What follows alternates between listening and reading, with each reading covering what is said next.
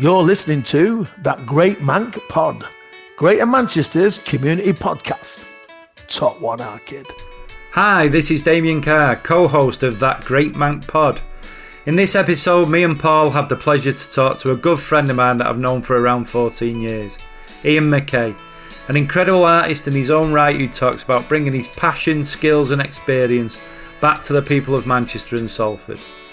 Discussing Ian growing up in Beswick, his dad was a huge positive influence in his life, and he's never forgotten his roots using the local history, nostalgia and character of real Mancunian people to develop visual arts projects for all ages. But you'll also hear how he has a special place in his art for Gorton Visual Arts Group, who he has worked with for many years now and features heavily in our interview. And so they should, because I love them too, and you need to check out their amazing work. Yeah. I mean, it was in the nightclub with all the City squad, you know, and the ones that you thought were tossers were actually really nice. The ones that you thought would be nice were tossers, you know, but they were it was accessible. There wasn't none of this, you know, behind plastic screens that you have to pay thousands for if you want to sit on the tunnel cam and all that nonsense. Do you know what I mean? Not for me, that. Yeah, no. Anyway, Paul, are you doing your intro? Oh, right, okay. No, I just think we keep talking. No, see what happens. Now, Ian, if you can tell us, I know we've done this before, and we can. To be honest, the other one, I think that was the only bit that came out. So you can't change it now because whatever you say now, I'm going to compare it to what you said last time. Okay. But if you can tell us who you are and what you do, Ian. Okay. Well, my name's Ian McKay. I'm a freelance professional artist. Work with a lot of communities, in particular Gorton Visual Arts Group, but worked a lot, you know, in different kind of settings, in particular Salford. Worked a lot in Salford. But I got an opportunity to work with Gorton, the people of Gorton and surrounding areas back in 2005, which I couldn't turn down because basically it's my neck of the woods. So I'd like to work with them people. So, took that opportunity, and it's kind of trying to do my own work when I can. Very difficult. And I've never met anybody who's got a happy medium balance, artist-wise. Those that say they have are lying. The work with a community, when I say community, it's kind of, it's not just one community now, it's kind of widened, you know, in terms of the outreach work we've done and perhaps the recognition that the group have now got throughout the city and beyond. So it has widened, but that's a plus not necessarily for me. Absolutely, yeah. But that we're working with, you know, and that's how it is, really. So we just showed, you know. How many people are in the group, Ian? No, presently, I think, 17, 18 people. Yeah. We've had bigger numbers than that in the past. We've had 2 enforced moves, studio moves, which have kind of diminished the kind of membership side because people felt uncomfortable where they've moved to, or it was too far for them to go to, or, you know, numerous. Unfortunately, we've had people who unfortunately passed away. Yeah. Because you're working with a lot of people who are, you know, quite old. So, yeah, that's just the way it is. But there's a lot of, I would imagine, I'm very optimistic with this present, you know, this uncertain climate and the work that we put into practice. I think our group membership, Gorton Visual Arts Group membership, will definitely increase when everything comes back to, if there ever is such a thing as normal. But, you know, I think that will increase. So I think it'd be beneficial for the group, yeah. And obviously, with help like Damien helps us quite a lot. Stability is what the group needs, like any group. We're no different than anybody else. We're so small, so grassroots that it's laughable, to be honest. Well, that kind of gets overlooked, doesn't it? I mean, how many other groups are there out there that have been going as long as you guys have been going? And, you know, from what I understand with, you know, the majority of people been there since the very beginning. I mean, you don't get that with families. let alone Well, community groups.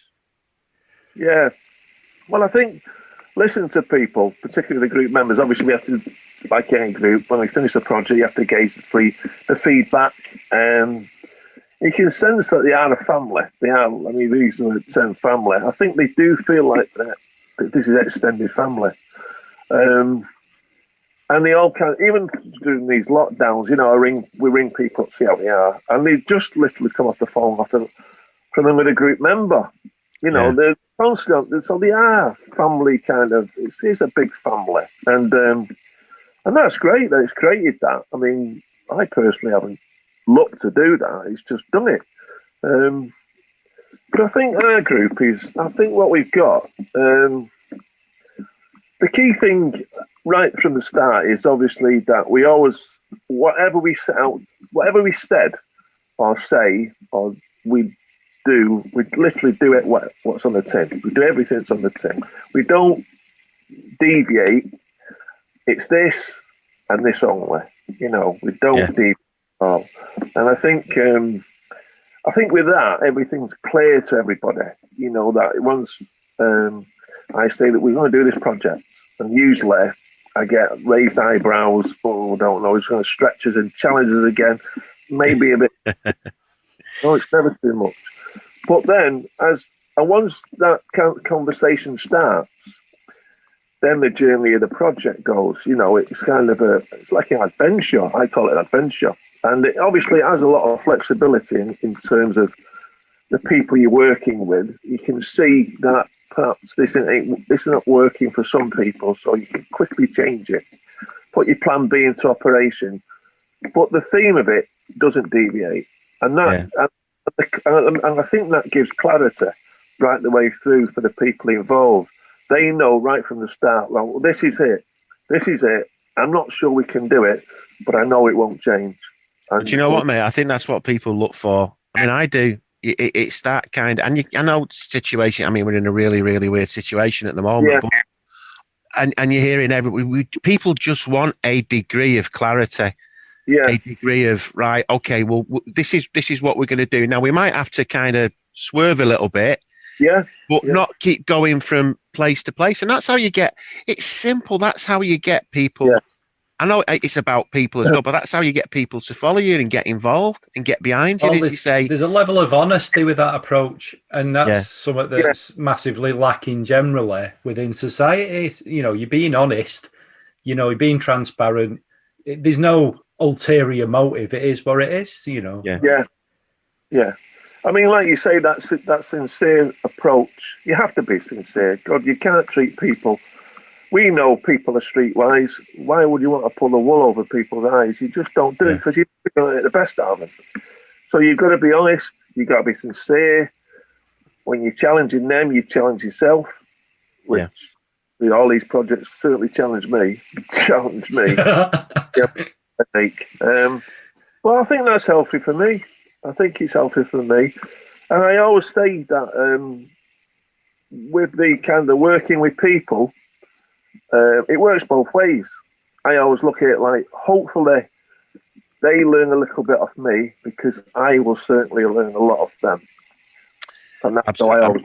Well, that's one of the questions I was going to ask you in terms of overall benefits. Because, you know, I mean, everyone knows how stressful it is setting these things up. And I know how hard you guys are working to keep it going.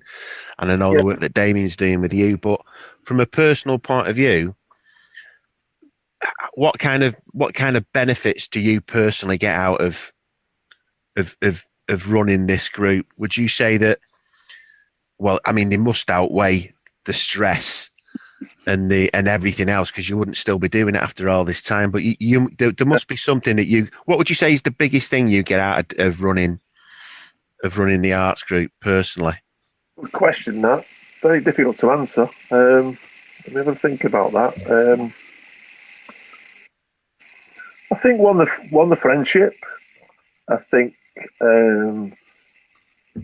secondly, I think one of the big things is that not only that I'm challenging people, that I can put that into practice and make it work.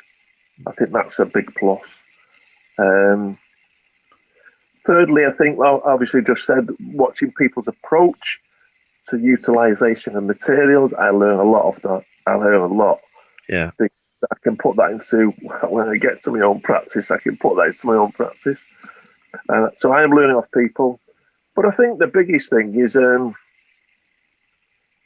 it's definitely not financial. No.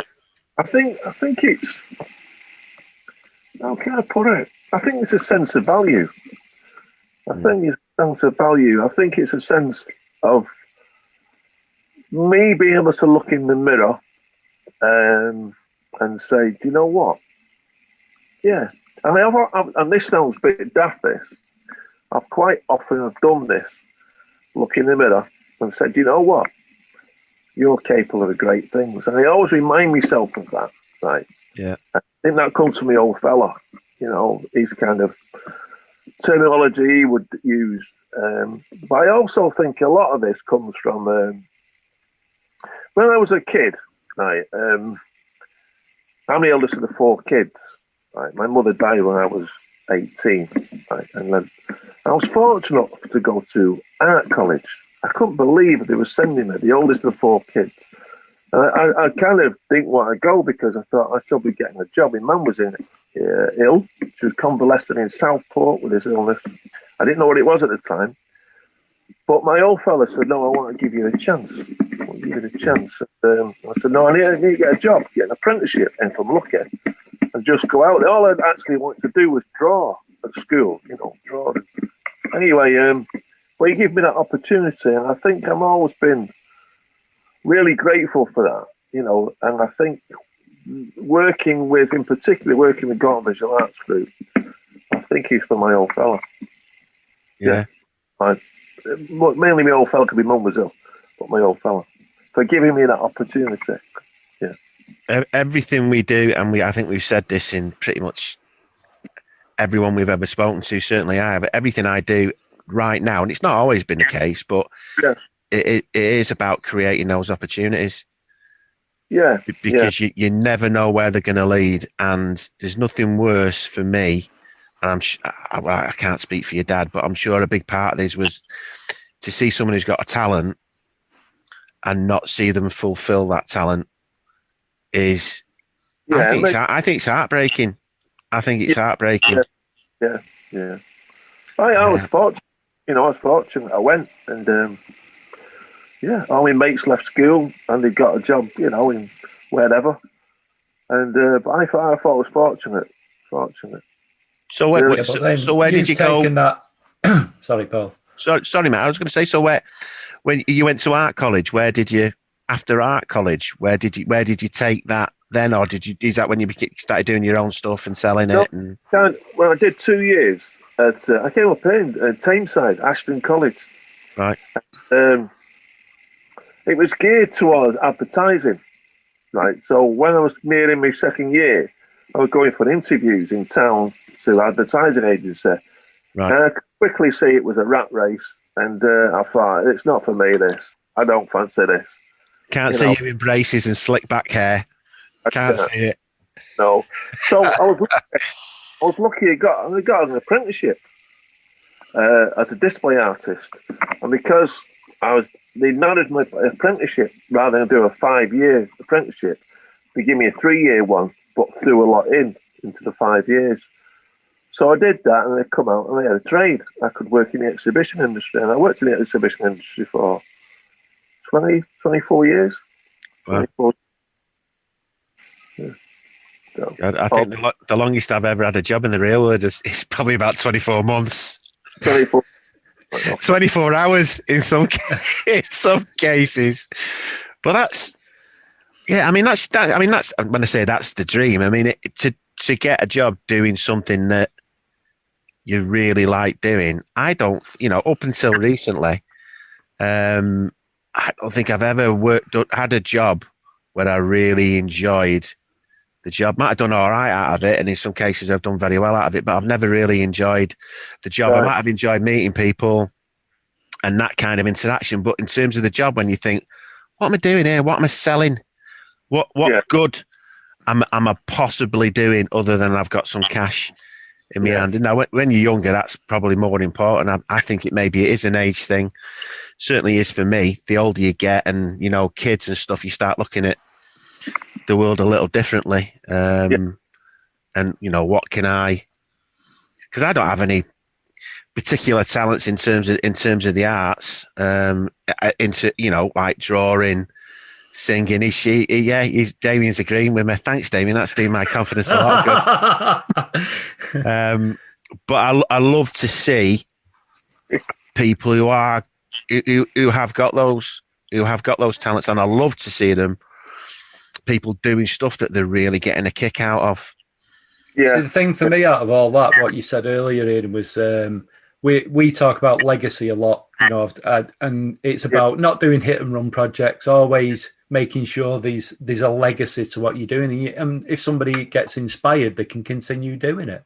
And I know, I speak to Ian quite regularly, probably once a week, and a lot of his stories, and they're really entertaining stories. We could do a whole podcast series on Ian's stories, actually, Paul.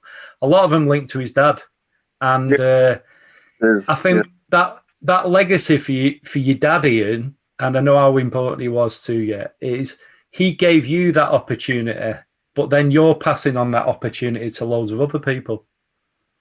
Yeah, I don't see. Yeah, I know what you mean. There's a lot of things I don't see because it's too close, and when things are close, you don't see it. Just don't see it. The word legacy is key because I've always when we do big projects in Gorton, I always see that as an extended legacy for people. The fact that if it's, for the example, the mosaic, the one that was ripped down back in August, was it? That was an extended legacy because I knew when it went on the exterior wall of these buildings in their area, in their communities, they would say, as you well know, oh, I did that bit, I did this, I worked that, I did that. And he's sharing that with family, friends, grandkids and stuff like that. And so that's an extended legacy. And can you just explain a bit about that, Ian? Sorry, just because I was going to bring it up later on, what the mosaic was and how that came about and what actually happened, and it was fairly recent, wasn't it? Well, again, it's my old fella. My old fella works at Bay of Peacock, and so did all my uncles. And it's my old fellow's an unskilled man. Some of my uncles were very skilled, and one of them in particular went right the way through Bay of Peacock as an apprentice, a young kid, and he could work anywhere in the world. The saying was, if you worked at Bay of Peacock and had served an apprenticeship, you could work anywhere in the world.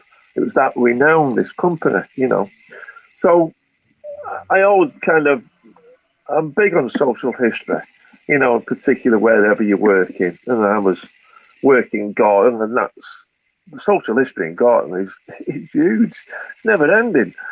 So tapping into them those kind of projects, they kind of themes, you can, for every kind of project like that, there's a local history group in Gorton, like there's in most areas, so I go and see them. Of course, they'll throw the facts and figures at me, which is okay, but for me, it's not that important. It's getting that visual interpretation of this, whatever the theme is, getting that across and sharing it with as many people as possible. So there's a simplicity element to it. Keep it simple. Don't overcomplicate it. My motto, mate. Yeah, and then you get your message across. You get it across. You don't have to even be there. You don't have to be stood in an orange box shouting, Just put it there and let the people see it and take their own, whatever they take out of it. So, but the Bay of Peacock was massive, was huge because of that. As you kind of going around doing previous projects, I think at the time we worked in a lot of sheltered housing schemes. And I suppose I'm not a bad listener. I pick up something and I think, there's a project, so that'll go in the pigeonhole. I'll use that at some point, And a lot of people in the Gorton area, particularly in these sheltered housing schemes, I'd worked at Bay of Peacock, and they were talking about Bay of Peacock, and they weren't actually doing any work relevant to Bay of Peacock, nothing. Yeah. But I knew that there was a sense of pride there, and that needed to be tapped into and shared. So we developed this big project. It was big. And, really, it was far exceeds our capabilities as such a small grassroots group. But again, it's a challenge, so you're not going to turn it away. And we did it. And a little film was made. I don't know if you've seen the little film. Brass band came in on the day. I mean, the group members really put the hours in. I mean, The thing is, when you deliver a project, there's I always call it you deliver it, you lead it, or you're encouraging people to become involved. And then I call it a kicking in period. The kicking in period for me is when they take it and lead it themselves. Yeah. And you've got to be able to notice that and encourage it. And that's when it's just I hate to use the word beautiful, but it is beautiful. Mm. It's just, whoa, look at this. There it goes. It's a bit like, you put a project on a magic carpet. There it goes. Yeah. Yeah. Sounds a bit daft, that, but it does. And then you kind of step back a little bit, you know what I mean? And let them run with it. Let them run with it. You don't even have to say anything, just the odd word, tweak, words of encouragement. That's it. Yeah. Let them run. And it's the same when you finish it. When it's up there on the wall, or it's up there, I don't know, whatever it is. The people who've actually physically done it, you help push them to the front, and you gradually pull away and stand at the back, and just watch them. And it's the self-esteem of people, and that kind of feel-good factor, I think is it's amazing. It's amazing just to witness. Self-esteem, mate, it feeds the soul, doesn't it? You know what I mean? And I've witnessed that so many times that, but that kicking period is crucial. I mean, that piece that you're talking about, Ian, I used to, I nip down that way when I go to see City, and I used to drive past it, and basically, for people who don't know, it was a large mosaic on the side of a housing scheme where some of the residents had actually been involved in it. And I used to drive past it all the time, look up, and I know some of the group members, I know Ian, I used to look up. It was an amazing piece of public art in Gorton where there isn't much public art, never mind celebration of social history. And I mean, Ian can tell you more about the actual mosaic and size and structure and stuff like that. Yeah, well, it was big. It was big. It was. I got lucky when I was putting it up. The weather was good. It was October actually in 2010, and the weather was good. God, I was knackered up and down a bleeding ladder for about. But I was used to that working in the exhibition trade. I could run up a ladder with no fear, and still can. Never got any fear. Running up ladders. So, boy, it was good. I think that aspect, I felt like, I personally felt I was back in my trade. Back in an exhibition stand at the NEC in Birmingham, or the Birmingham, or the Olympiad, or Earl's Court in London, or the Scottish Exhibition Centre in Glasgow. It just felt like it was a big job. Yeah. I loved it. But the achievement of so many people, I think there was about 95 people worked on that. Wow. It went outreach to little kind of pockets of people. I won't even call them groups, it's just people who kind of get together and maybe kind of, like you said earlier, socialise, or maybe do a little bit of this, a little bit of that. And I'd approach them and say, do you want to get involved? And they would say, yeah. And I don't even think they knew what was coming. But these boards, panels, because everything was split up. It was basically, about 29, 30 individual boards, mosaic boards, which were all kind of numbered. And some would go to one place, some would go to the others. And gradually it all come together, But they worked at it. I remember the place in West Gorton. we did a project previous with these people, doing a screen printing project, and the Evening News got wind of it, and they came down and photographed everybody wearing these T-shirts. They printed their own T-shirts as well, their own designs, all about the area of West Gorton. And they labelled it as the Shameless Estate, and the people are really, uptight about that. And it's just so lazy, isn't it? It's just so lazy. Yeah, but we went back with this Bay of Peacock, and it was a kind of, I don't know, it's a bit of a smoothing things out a little bit. Mm. You forget that this is another opportunity to work on this one. And the thing was that there's quite a few younger people involved in it, and of course they didn't know anything about Bay of Peacock. So, excuse me, while they're working side by side with the older people, they're being told a story. So there's an educational resource there, history aspect. There's a teaching there by somebody working side by side, and they're not picking a textbook up or anything. It's just something that they're working on. The story is developing. And it was great for that. Yeah, to get it. So how long was it up there? And then just explain what actually happened. Well, it was up there 10 years. 2010 it went up, and then I was on a walk one morning, and then I just got a phone call. I got a message from my son. Have you seen these two pictures? Some woman that we don't know has sent it to the group's Facebook account that the mosaic on Gorton Lane at the Bay of Peacock is being pulled down. What? Mm. So then I actually drove down there. That's right, I drove down there.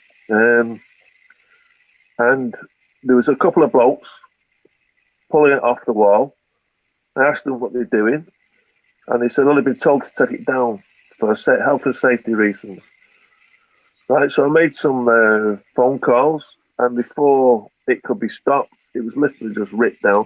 And what they were doing, they weren't carefully taking it down, they were ripping it down to the floor, because it's all beneath the ladder, and eventually end up in the skip by the side of the shelter housing scheme where it was actually on the exterior walls.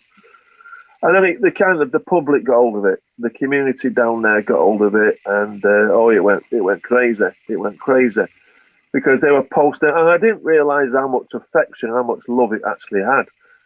Because, like I said earlier, you put it up on the wall and you walk away. It belongs to the community. If they like it, they like it. If they don't, they don't. I mean, whatever. You never get to hear about it. But the outrage was big, and vast. I mean, I spoke to people who were getting angry about it, who never seen it, don't know the area, but it was the whole idea of how could they possibly do something like that without at least speaking to you first? And I know. Maybe there was some confusion or whatever, but it's the fact that and I'm trying to think when it was it towards the beginning of the first lockdown? It was August time, so there was people, it's lax then, people who were out a bit more. Absolutely, yeah. Even that's why I was able to drive down there, but there was no consultation. I didn't know anything about it, apart from these two photographs that were sent by this woman I've never even met, lives across the road. And then it just snowballed, and then the Evening News got hold of it. The BBC iPlayer got involved in it, news on the iPlayer, interviewing me, wanting to my take on it, and I never approached them, and then they made a big story of it. Of course, it shamed one Manchester at the time, who were kind of falling over themselves, to be honest, and they were pointing the finger at all different directions other than them taking responsibility, and in the end, it was proven that it was on their say-so, that the cladding company who were taking the cladding around the building, who ripped it down, were instructed to do it by One Manchester. Well, the most important thing in all this, Ian, it wasn't owned by them. They hadn't paid for it, had they? Not owned by them. The ownership was Gorton Visual Arts Group, because we had to maintain it. Well, I had to maintain it, me and Andrew, on 2 occasions over the 10 years, because the amount of heavy goods and buses that go up and down that road had loosened part of it, and it fell to the ground a little bit, so we kind of replaced them over the 10 years. But yeah, like you're right, they didn't have no ownership. It was the ownership of Gorton Visual Arts Group. What's the upshot of it then? What Snatched it away from us. So now, obviously, there's a lot of uproar. I've got the group members' take on it. That's been relayed back to One Manchester, and in the future, I've got to cost a new one, but it won't go in. Well, it won't go on the same site. I know it won't. So it may go in. There's a new hub being built down there. It might go in the interior of that, but you'll never have the same impact, obviously, because exterior wall. But yeah. But it's a shame because the biggest point, the biggest kind of beef I've got with it is quite a few of the people that actually worked on it have passed away. Yeah. And I remember one woman who worked actually on it. I got a Facebook message of this woman saying her grandmother worked on it down in West Gorton actually, and give me a name, told me a little bit about her, and I remember this woman because she was almost blind, and she had to be helped, kind of directing the pieces to where they should be going. But she worked on it, and she passed away, and this woman wanted a piece of it to remember, obviously, the work that her grandmother had done. So I actually went down the piece because I got some out of the skip, climbed over the fence in there and got in the skip and dropped some off. And a few other people expressed a need to have a little piece of this. So, yeah, it's been given out. But it's the people who passed away that worked on that. It's just not on. It's not on. You don't see people. You don't do that. No, I mean that's the absolute thing for me, mate. People just don't consider their actions. I mean, you can say that in so many walks of life, but with something like that, there's there's obviously something behind it. And if it was, quite honestly, if it was in another part of, if it was in leafy Cheshire on the side of a building, I'm sure it would have been treated differently. Yeah, and I think that is the case as well. Certainly, they'll think. Look at all the millions that have been poured into keeping our cultural assets and basically theatres that are falling apart and nobody cares about. Yeah, and yet that can be treated with such disregard when it was like I say. I mean, I went to school in Gorton. I know Gorton really, really well, and I know the people around there as well. And there isn't any public art around there. There isn't that visual narrative of what was once like the workshop of the world. I mean, Bear and Peacocks. My dad used to talk about it all the time. The bird cage, the Nigel Gresley and Mallard, which were the fastest steam trains ever. Yeah. They're in York Railway Museum. They were built there. You can't put. I've been asked about a value on this, and you can't put a value on it. You can't. It's £2 million. Just say £2 million. Possible, but it was very chancy at the time to do something like that. But I like chancy aspects of everything. I don't think. Yeah, I like that kind of. I don't know, taking a gamble.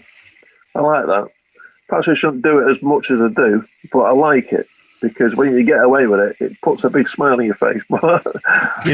We've just had another conversation and another chat before this one, and that's the discussion. I think that's part of Manc DNA for a lot of people, certainly from the areas where we're from. It is that kind of, I'm just going to do it. And they've told me not to do it, so I'm going to do it even more now. And there is that, it's that Manc. And I don't even think it's stubbornness. I think it's that, it needs doing. It needs doing, so we're going to do it. How are we going to do it? No idea. We're just going to do it. Yeah. And then you have your sleepless nights and think, oh, Christ. What are we going to do into again? Yeah. And no matter what, all the trials and tribulations and what you went through, and at the end of it, and then you think, oh, I'll never do that again. Then the very next week, it's like, what are we going to do now? And that's exactly the way that we look at.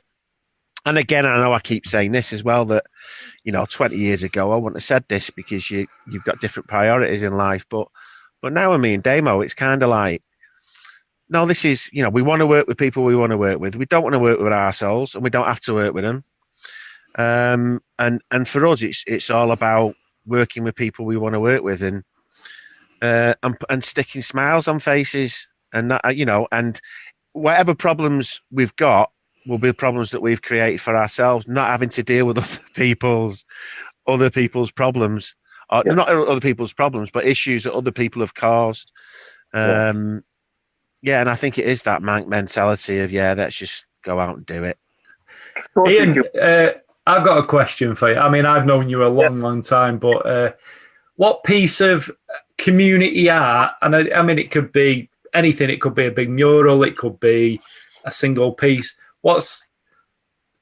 For whatever reason, what's the best one that you've ever seen? That we've done? Or anybody, anyone you've ever worked with?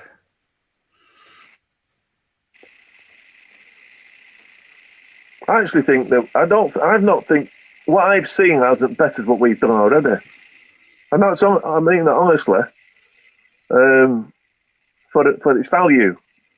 I haven't seen any done better.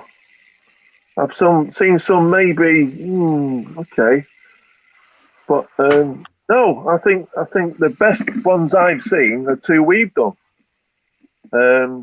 Because it's a real community collaboration, isn't it? Yeah.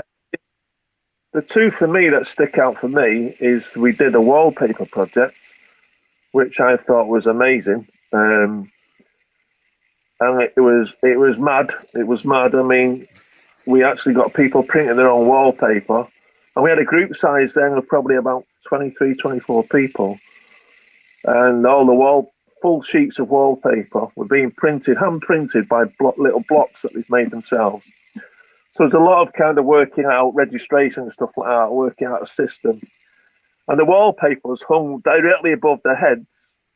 And I remember it. I mean, you can visualize 23 people with all this wallpaper that was wet, hanging above their heads, drying. It was just comical. It was just Chinese, it was absolutely mad.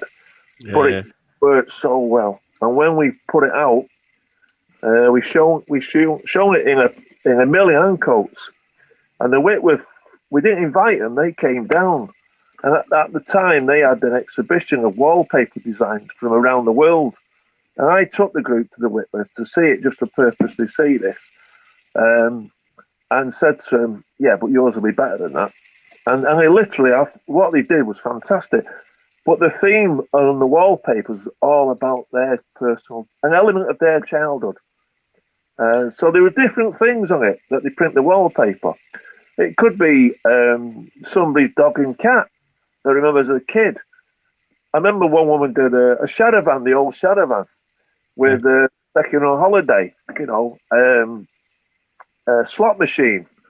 What was the other things? There was things like, there was cakes. Some women worked in a cake shop in Gorton, Sharples, and a cake on the wallpaper.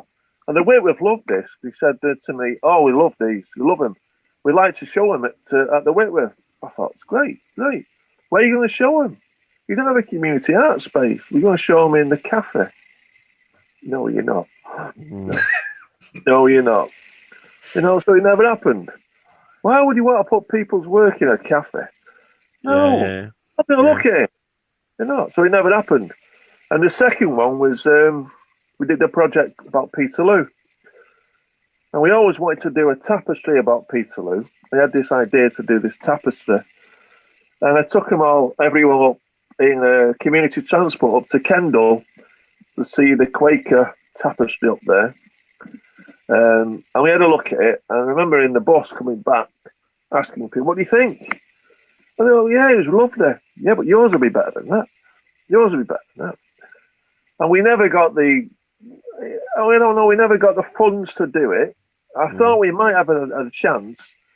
But then it went a bit crazy and everybody was jumping on the bandwagon because it was nearing the 200th anniversary. Yeah. We never did it. But what we did, we did these little, I don't know if you've seen them. You must have seen them, the little sculptured things that have fallen to the floor. Yeah, because when I first met you, when I came to that exhibition, I saw the wallpaper as well, which was really, really. Yeah. Well, it was. I think you could sell it. Do you know what I mean? It was, and I remember this. Yeah, I remember the one with the cakes on. Yeah. Yeah. So they're the two what other people's that I've seen. I've got to be honest, I don't take much notice. I think I'm too concentrating on what we do and not over concerned about what other people do. That doesn't. I don't want to sound like I'm selfish and all like that, but I think I get lost in other people's work if I start focusing on other people's. I think you just do what you feel you should be doing and work to help the people that you're working with and give them opportunities. And if you lose sight of that, well, you might as well throw the towel in, So I don't get bogged down with other people's work. I just don't. I don't want to sound pig-headed like that, but I'm not. It just doesn't come into my head. It does. In terms of your personal, in terms of artists, yeah. Who are your personal favourites then? What kind of what influences you personally? My own work. Yeah. I've always been influenced by. It changes. It could be the big ones. Obviously, the big names. Matisse. I always like Matisse's work. I like Francis Bacon. Yeah. Yeah. I listen to his interviews. I'm like, he's led a completely different life to me. But I think as a painter, I think he's bang on. But I like a lot of a few of the American painters, particularly when they use typography, because obviously I worked as a display artist, so typography was a daily part of my working life, sign writing, screen printing. So I like people who use, typography. That's it. And that's about it, really. What about my favourite's Hockney, and I know Paul's is Bob Ross. He's quite partial to a bit of Bob Ross, aren't you, mate? Bob Ross. A nice little tree over there, and you know what, mate? I'm thinking, who's Bob Ross? But I know who Bob Ross is. You know what? I just see stuff and I either like it or I don't. It's one of those when people say who are your favourite musicians, and it's like, I don't know. I don't have anything that I hang out, and I listen to some and I think, I like that. Yeah, and kind of because it's less complicated. Yeah, that way. Just like, are there any Manchester? Do you know much, or do you take? It sounds like a loaded question, this, doesn't it? But do you take much of an interest in the Manchester art scene in terms of what people are around and what they're doing? And well, I know of it.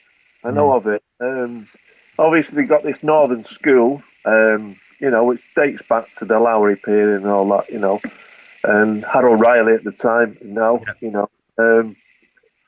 I could tell you a funny story about Harold Riley. Well, I mean, Dave knows this, I think I told him. I'm probably going a bit sidetracked here, but I'm going to tell you anyway. When I was a kid at secondary school, the rival school to Damien, the proper Gorton school, it was assembly, and the headmaster had a guest on the stage with him. Nobody knew who he was. And I loved art at school. I'd draw it. That's all I ever did. I'd copy everybody's, footballers' autographs. I could do George Best. I could definitely do Colin Bell. So I'd get some money off people just to sign their autograph, you know what I mean, in the Shoot magazine and stuff like that. They give me a few. I'd do it. Anyway, this bloke turns up one day. I thought, who's he? And he's introduced as Mr. Harold Riley. Who's Harold Riley? The Salford artist. He's not today. Yeah. Then he started talking, Harold Riley, about he's donated 12 pencil drawings of 12 people shopping on Salford Market. He called them the 12 disciples, donating to the schools, to our school. For each year, the school will nominate a pupil who's not necessarily the best at art, but put the most effort in, right? And we'll win one of these and take it home. So could take it home with him for the next 12 years. I'm having one of them. I thought, I'm going to win that. I'm going to take it home for my mum. She can put it on a wall in Beswick. Anyway, it come to my turn leaving school last year. I didn't win it. I asked all the people who I knew was in with a shout, did you win it? No. Where did it go to then? Don't know. Anyway, I left school, that was it. My kid brother, 7 years younger than me, went to school here in my school. said to him, I started work then. You ever go in that staff room, my kid? Have a look on the wall. And if there's any pencil drawings on the wall of portraits, count them, will you? I won't go in the staff room, just in case you sent there on an errand. Anyway, I come home from work one day. He said, kid, I went in the staff room today. There's 12 pencil drawings on the wall.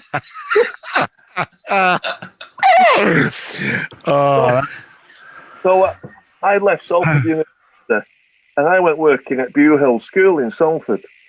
And they put me in an after-school club. I volunteered to work with these kids who were interested in art. So they stay after school to do additional art, and I do it with them. And I loved it. Because they were dead enthusiastic. I won't get paid for it, but it was a good experience for me. And he said, we're doing an exhibition of the kids' work at the Duke's 92 bar in Castlefield. I said, all right, I'll help the caretakers put all the kids' work up on the wall. Again, working in the exhibition trade, it was just like being back in that. So all the kids' work up, and then all these dignitaries started to arrive. The Lord Mayor of Salford, what's he doing here? You know, these people, and I couldn't see many of the kids' parents. So I went upstairs, I had a few pints downstairs in the Duke's 92, and I went upstairs, and who sat at the Lord Mayor's table? Had O'Reilly. Yeah. I bowled over there, don't I? Could have had a few sherbets. I'm told him the story. And he said he couldn't apologise enough, but it wasn't his fault. It wasn't his fault. The school had took him on. Yeah. So you're saying you grassed up Spurley School there to our O'Reilly, Ian? Good and proper, I did. Do you know what? I love stories we start with. Well, I'd had a few pints. Bowled over there. You know what, though? They'd be worth a fortune now. Yeah. My favourite one of Ian's, and it's not just because we're both City fans at all, but he did a series of paintings, but I think they were paintings, and it was match day, but 3 it o'clock was called. 3 o'clock kickoff, they called, right.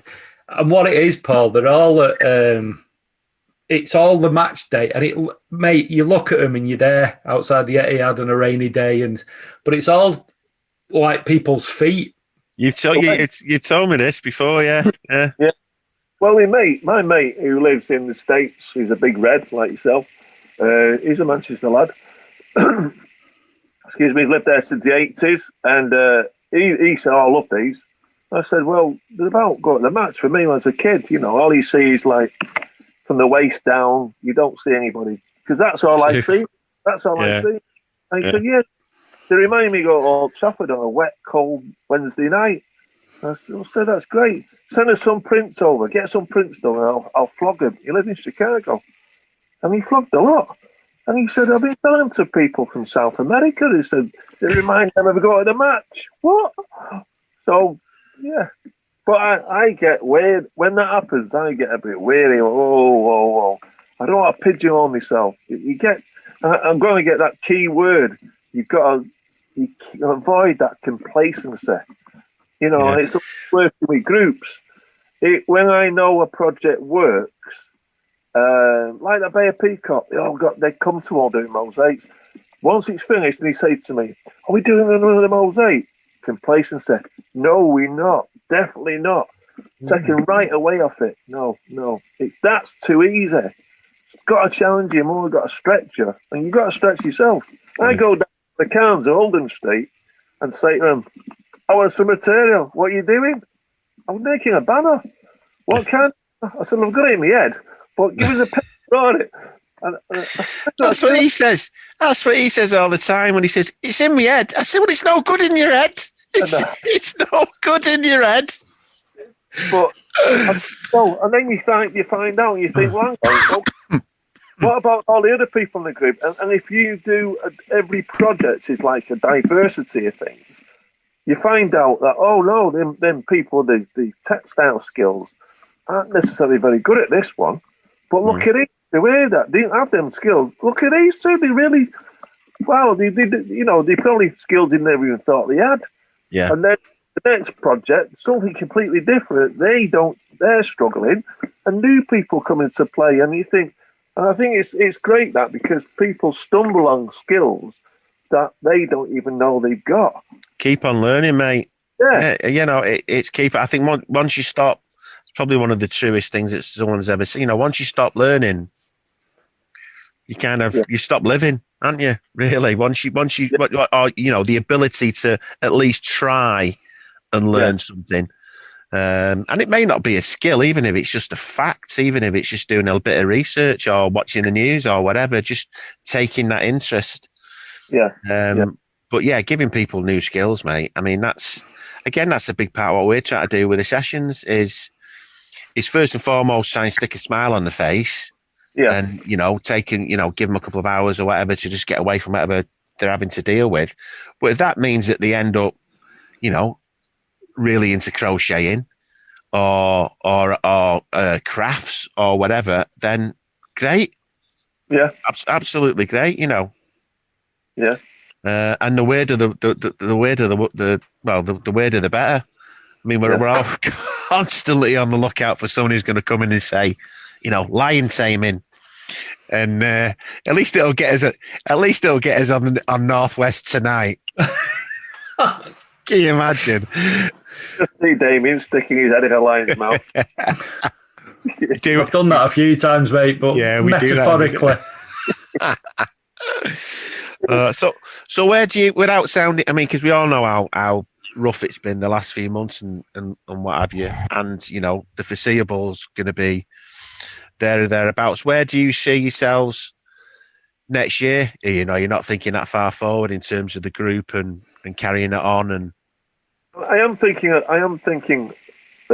bit further on, because it's obvious that we need a better place to work. The place where we kind of people meet, congregate on a weekly basis is not very good.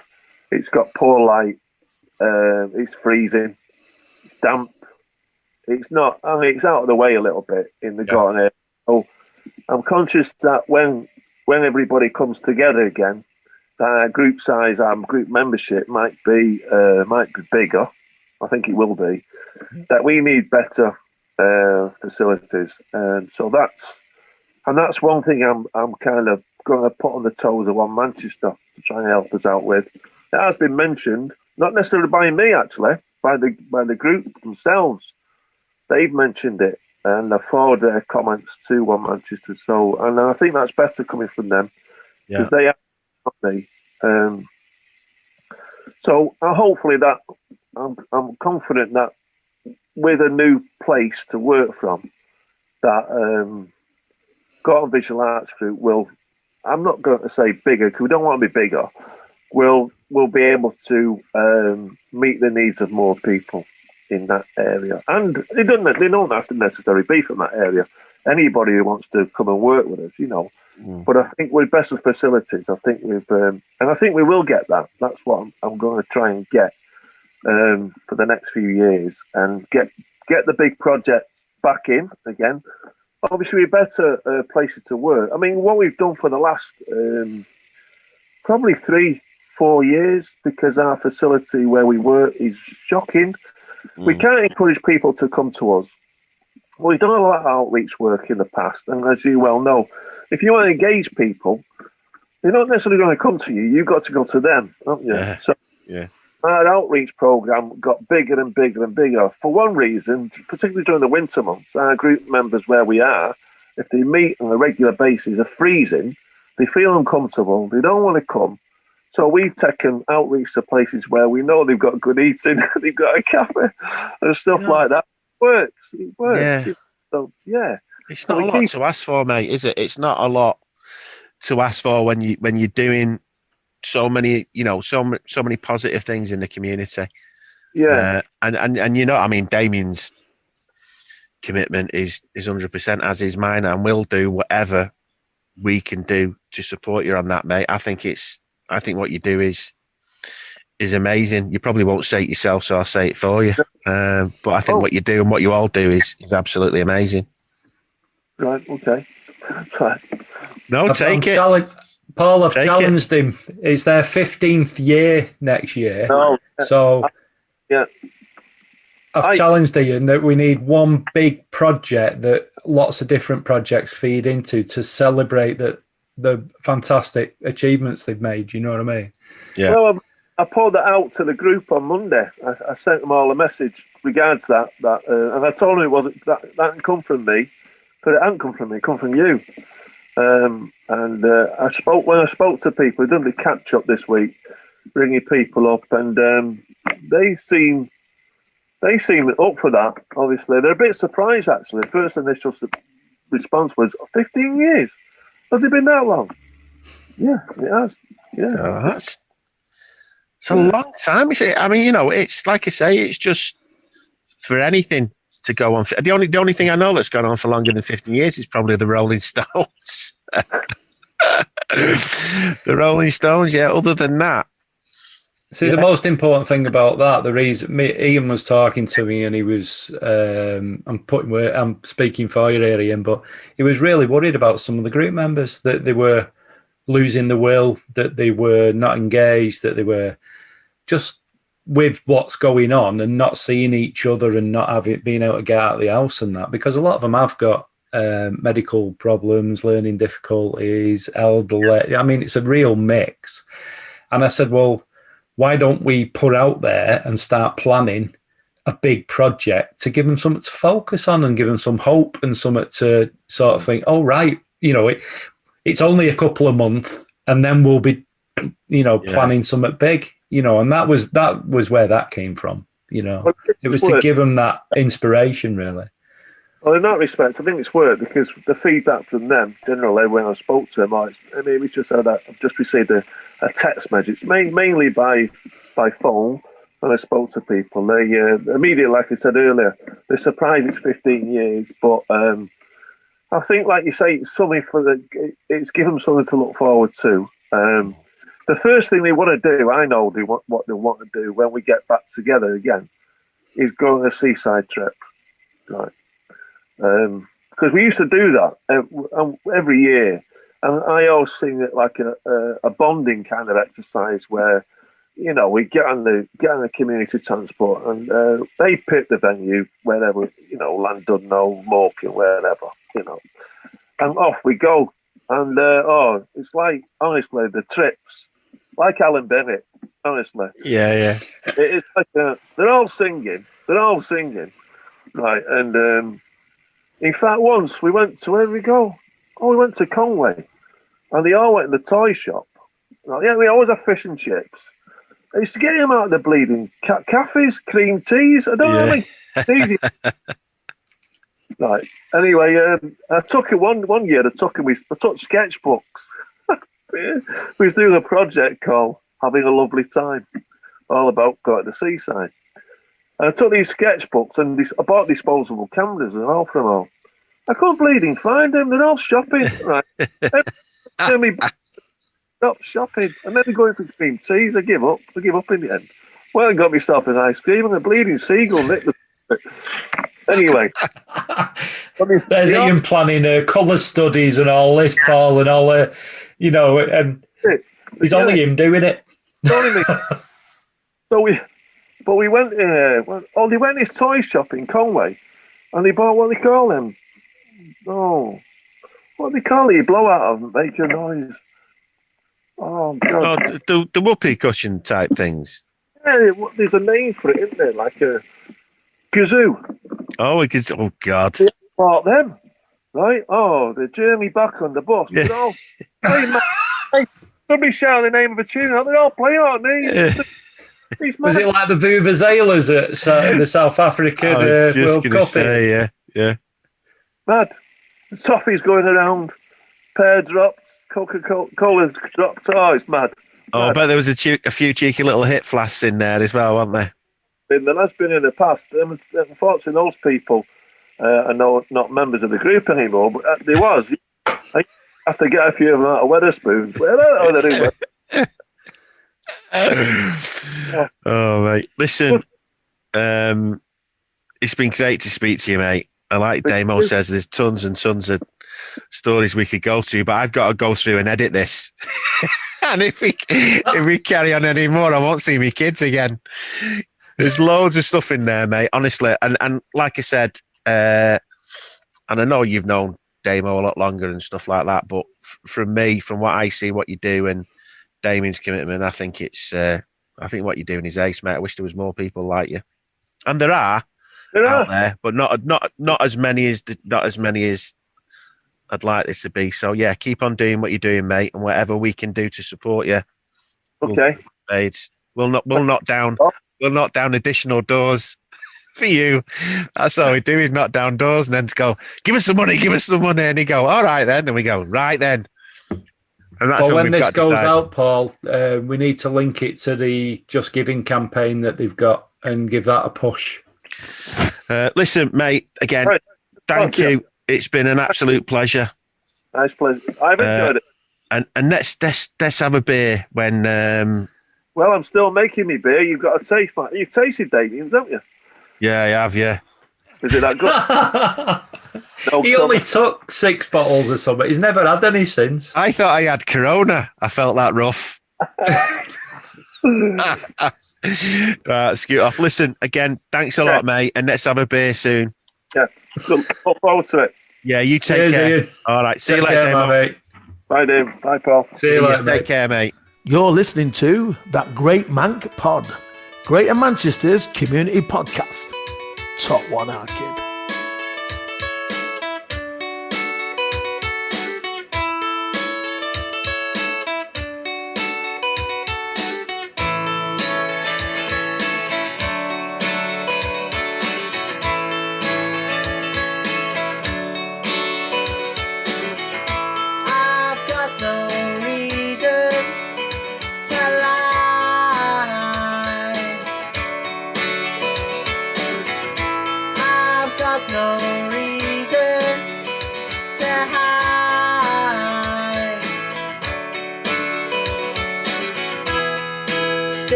Search for your soul.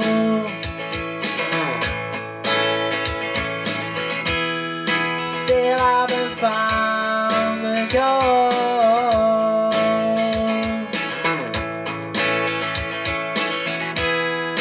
You could fill my heart's empty hole.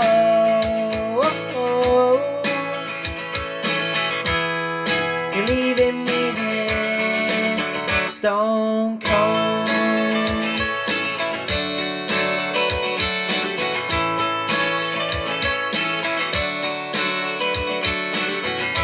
I want you by my side, 'cause when I think of you, it's such a gorgeous sight. Still on the search for your soul.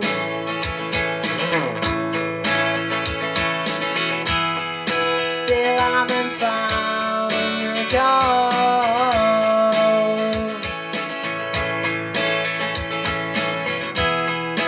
You could fill my heart's empty hole. Whoa. You're leaving me here stone cold.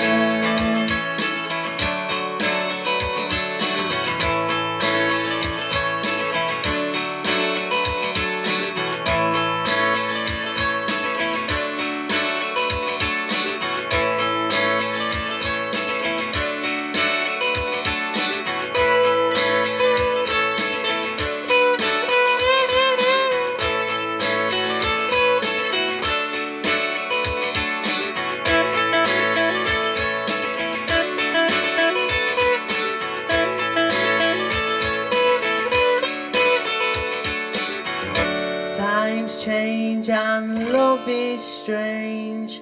It's driving me insane.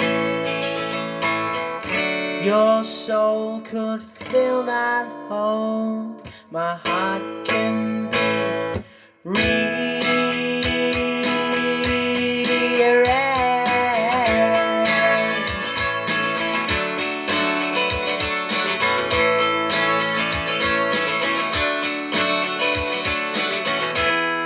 Still on the search for your soul.